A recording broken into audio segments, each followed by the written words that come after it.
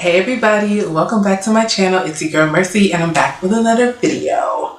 So today we'll be talking about singleness and being content in that season, as well as some other things. But I just want to encourage whoever's watching this video, if you are currently single and you have a desire to be in a relationship, you will find that person, or that person will find you. And so I don't want you to feel like singleness is a burden or a curse, because it is actually a gift. The Bible says that singleness is a gift. And so I want to give you another perspective on singleness so that you're not feeling down and burdened while you're seeing everybody in love and in relationships. Have hope and have faith that, you will too experience that as well. So without further ado, the first question I have here is, what's the hardest thing about living the single life? I would have to say that the hardest thing about living the single life is having to depend solely on yourself. Like say for me as like a content creator, sometimes I do need help like filming stuff, and like it would be nice to have someone, to help me film certain things. And not to say that I don't have friends, but I feel like having a romantic partner or somebody that you can rely on, and that you, like, if you ask them something, it doesn't feel like you're burdening them, because they generally want to be around you. I think that's a lot different than having just a normal friend. And so I would say just depending solely on yourself for certain things, and bills. Because for us women, like, if you have a good man, like, he's gonna take care of you. Not to say that he's gonna pay all your bills unless you're married, of course, but I think that's definitely a plus that single people don't get to experience. So I would say those two things. So what's the best thing about living the single life? The best thing about living the single life is the freedom. So I can book a trip and go anywhere in the world, and I don't have to tell a soul. That is a blessing, and I don't take that lightly. Like, I actually enjoy that I can go somewhere, come back to my house at 2 a.m. and ain't nobody asking me no questions. Like, freedom, it feels good to have that freedom. So I would say that's the best part about living the single life, and just being able to be alone. I think that is very overlooked, is just being alone, your alone time, and having just peaceful alone time to yourself. That is very overlooked as a single person. So how long did it take you to be content with being single? That is a great question, because for those of you who have been following me know that I have been single pretty much my whole life. Not to say that I haven't been in like situationships and things like that, dealing with men, but for the most part, yes, I've been single my whole life, 23 years and counting. So to say, I think starting from like my adulthood, 18 and up, I can answer that question, because when I was younger, I still had, attention from males in high school and middle school, so I wasn't really pressed about being single, even though I always have had that, desire to be in a relationship.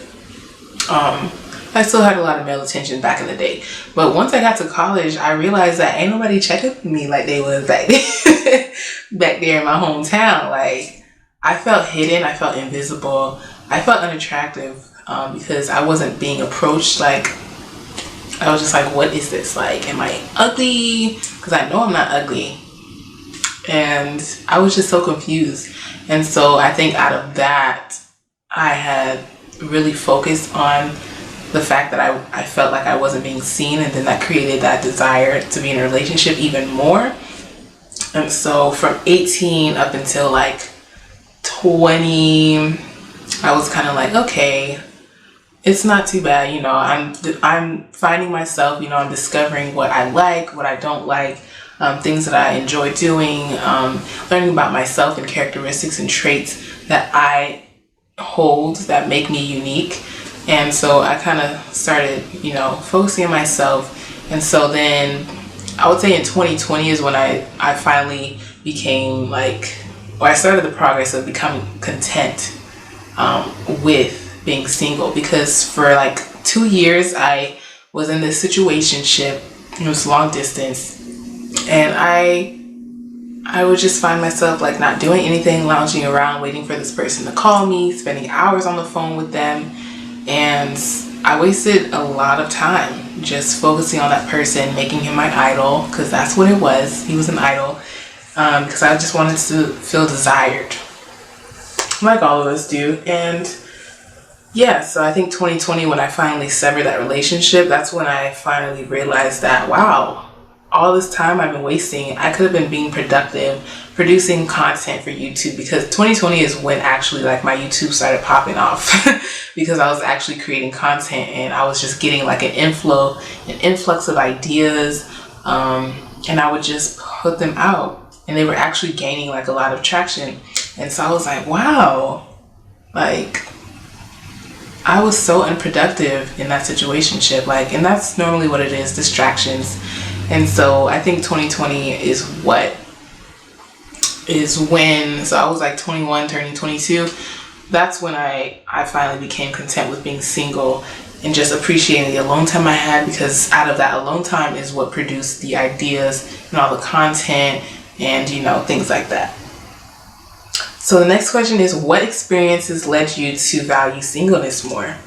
I would definitely say that situation that I got out of, that definitely opened my eyes to see like how productive I could be and how creative I was. And just like from that situationship, I learned a lot about men and a lot about myself and how I love. And I realized like the way that I love is not normal. It's not like common love. It's truly because I know God, I love very differently from the normal person, worldly person. And so I knew that I could not accept anything less than that, because I would just feel like I was overexerting myself, giving more than I was getting. And so, yeah, I think that situation definitely opened my eyes to the importance of singleness. And so 2021, I ended up taking like a long time off of like men, and I was just like, I'm not talking to anybody, I'm not entertaining anybody, because I spent 2 whole years wasting my time, distracted. And so I wanted to rededicate that to God and refocus myself on, you know, my goals, my plans, my future. And so yeah, the next question and the last question is, what does intentional dating mean to you? That's a good question. I think, you know, that obviously can have many different meanings, but to me, it's just being purposeful behind like your actions, behind the dates that are planned, behind the questions that you ask. Like, intentional people don't waste time, essentially. So they are going to be straightforward. They're going to, you know, make known their expectations and their standards and what they're not accepting. And so once you know those 3 things, then you can move forward intentionally with whoever your interest is. And, you know, the point of intentional dating is to reach, you know, marriage. So I think that both of you have to be, you know, on the same page. And once you're in alignment, then you can move forward together. And a big part of intentional dating is planning and preparing. And so you're preparing for marriage, so you have to plan ahead, you know, for the future. If you guys, you know, are compatible. And so being intentional is just being purposeful in, you know, how the progression that you take to get to where you want to be. And if that's marriage, then, you know, there's certain questions that you have to ask pertaining to the future. There's certain, you know, details of a person's life that you want to know about their family history, mental health history, and things like that. So I think all of that encompasses intentional dating, and that's pretty much my thoughts on that. So I just wanted to hop on here and add one more thing, and I wanted you guys to look at singleness as wholeness. Don't look at it as being lonely and alone. Look at it as I am whole by myself, and therefore I do not need anyone to complete me. I think if we change our perspective to that instead of, oh, I'm the only one without, a love interest or, without male attention, I think if we looked at singleness as like a season of preparation and a season of becoming whole, I think that it would be better for us and just motivate us more to learn ourselves and to do whatever we need to do to heal in order to become whole. And so think of it that way, and don't, look at it as a burden or something that is looked down upon. And yeah, I just wanted to leave you all with that. I hope you have a blessed week. And yeah, thank you for watching this video. I love you guys so much. Thank you for your support. And don't forget to like, subscribe, and share. And I'll see you guys in the next one. Bye.